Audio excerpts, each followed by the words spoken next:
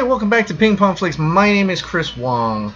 I came upon this days ago, and I kind of pushed it away a little bit. I wanted to do a little other videos. You know, there's Wonder Woman coming out, but I wanted to push it away for now. But I think it's time to come back to it as other people have been talking about it. They've messaged me anything about Power Rangers sequel. What have I heard? Now remember, I am a fan. I'm a fan just like you guys are. So I am dying to hear news as well on a potential sequel or no potential sequel, reboot, I don't know, something or one or the other. Power Rangers becomes #1 selling action figure brand, and that sounds great. That sounds terrific. I mean, apparently it made toy sales are up nearly 23% in the market compared to 2016. Bandai marketing manager interview with Toy News says these are fantastic results, testament to the strength of the Power Rangers brand.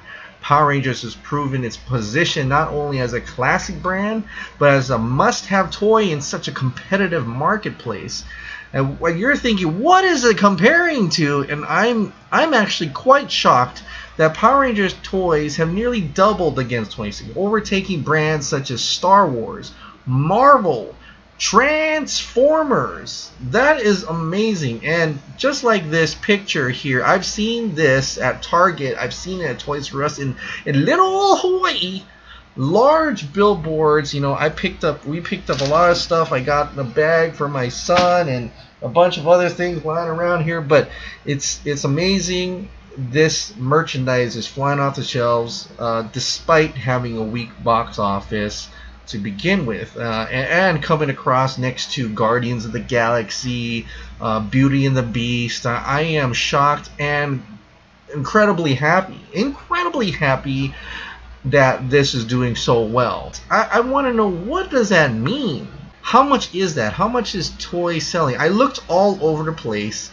I searched all the internet, and I don't even know if this is true or not, but I came across the Power Rangers is still making billions. Okay, so this was back in March 26, 2017. It literally just near where the Power Rangers movie came out, so there was nothing about sequel talk, nothing about that. It's all about toys, and it's about Power Rangers making billions today, despite before the movie even comes out.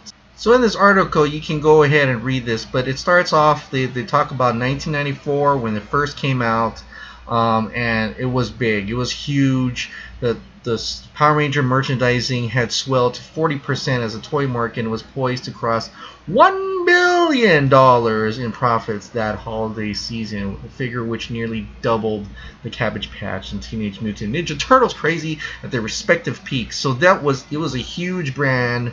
No kidding. I mean, it was crazy amount of people went out to buy the Power Ranger toys. And of course the movie came out, it did okay. The next movie came out, kind of tanked. But 23 years later, we finally got a Power Rangers movie, right? We would think this is where the surge would happen, and it did.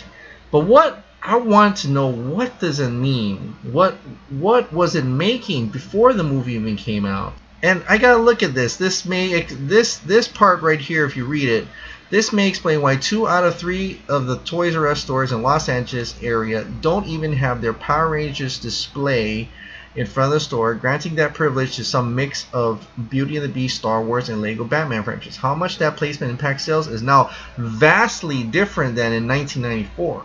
Even in years that the Rangers weren't displayed prominently, they've still sold big, as they've managed to gross over $900 million in merchandise in 2016. Whoa! Like, okay, that is a lot of money. So if we're gonna say they managed to gross over $900 million, it's almost pretty much $1 billion almost in 2016. 23%. Is that what I'm reading right? Where it made up nearly 23%, and as compared to 2016 to date, so it went up 23%. So if they come in as their sales quota is about $1 billion. Okay, let's say its sales quota is about $1 billion, and you're supposed to go up. It kind of stayed at that $1 billion line, but I mean that's nothing to choke up. But it stayed at the $1 billion line because it didn't have that marketing. But now that the marketing is clicking, okay, we have this huge banner. We've got all this Toys R Us exclusive stuff, Target exclusive stuff. To date, it has already up nearly 23%. So if they can keep that 20% range throughout the whole year, what does that mean? That's like $1.2 billion. $1.2 billion in wow, that is incredible. Okay, Saban is not worried about the movie. He's got his toy line.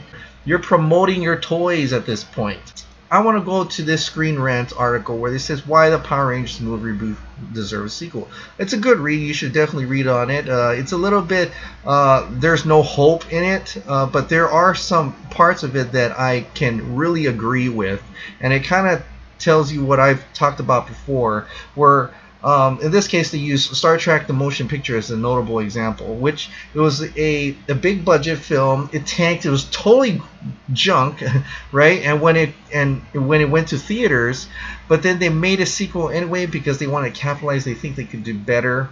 They made it more actiony. They actually lowered the budget for the sequel, put more action in it instead of boring stuff, because they already got the characterizations out of the way. They got all the character buildups out of the way. They wanted to get right into it, get right into the action, lowered the budget, and they were able to make a huge blockbuster. Like Wrath of Khan is by far, out of all those movies, was probably the best out of all the Star Trek. Arguably so. I understand. That's what happened, and that could be what will happen to the Power Rangers. I know it sounds like I'm being super hopeful and stuff, and yes I am, but I'm just looking at numbers, looking at different examples. I'm not just spewing stuff out. Like, I get it. It's a $100 million budget. It's probably $150 million of marketing. Of course, I don't know what that Krispy Kreme did to it, and it made only $140 million so far. It tanked in China. But I'm just looking at other aspects of it that could make it a risky, well, sort of a risky bet, but something, rolling the dice. I think Lionsgate may or may not roll the dice, but I think Saban is willing to roll the dice again. If he sees that this movie just made him 20% more in toy merchandise sales right now, and we don't know what that's going to end up at the end of the year. We're still... The licensing expo still showing a lot of the Power Rangers movies. They're having cosplay, official Power Rangers movie cosplay suits coming out. Halloween's coming up. There's probably a lot of Power Rangers things coming out for that. A lot more toys for Christmas.